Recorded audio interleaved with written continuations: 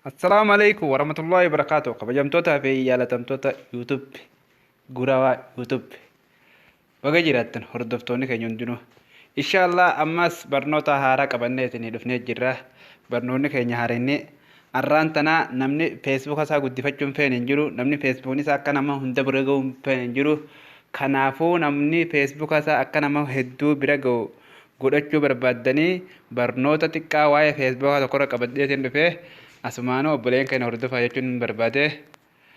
Barnoonni ni jalqabne malee gana itti fufne inshallah nu hordofaa YouTube keenya gura YouTube kajoo subscribe godhaan isin jechuu barbaade. Asirma irratti akkuma kallattumaan karaa barnootaa deemnaa waggaa karaa barnootaa deemnaa Facebook keenya irra dhufnaa Facebook keenya irratti kilik goona. Erga Facebook keenya irra kilik goone booda akkanatti obsaan eegganna. Sana booda tuqaa sadeen tana irratti kilik goona.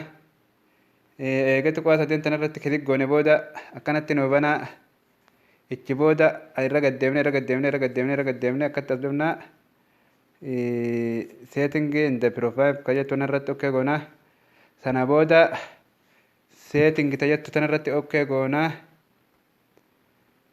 Eegas booda setting irratti eegar goone booda akkatti irra gaddeemne akka nu dhufa. Irra gaddeemne isarratti okay goona. Isarratti okay goona. Public tajattu tana irratti okay goona. Public tana irratti eega okay goone booda akka nu bana. Anduraanin public godhadhee jira. Isin warri public hin godhatin asirratti jalqaba irratti friend irraa karaa public itti jijjiiradha. Eegas booda kanaas ka oona limii ja'a. Oona limii irraa karaa public itti jijjiiradha. Kanallee ammas public kayyoo kanallee public kayyoo friend kayyoo kanallee public kayyoo irratti jijjiiradha. Public kayyoo kana ammas kasadaffaa kana friend kayyoo kanallee hunda isaatu public godhaadha. Alaaxul fe'amee keessan nama feete bira dhaqee abbaa feete bira dhaqee sirritti namni akka friend isin gaafatu akka namni filoo isin godhu ifuma bira dhaqee nama hunda bira dhaqqabuu danda'a jechuudha.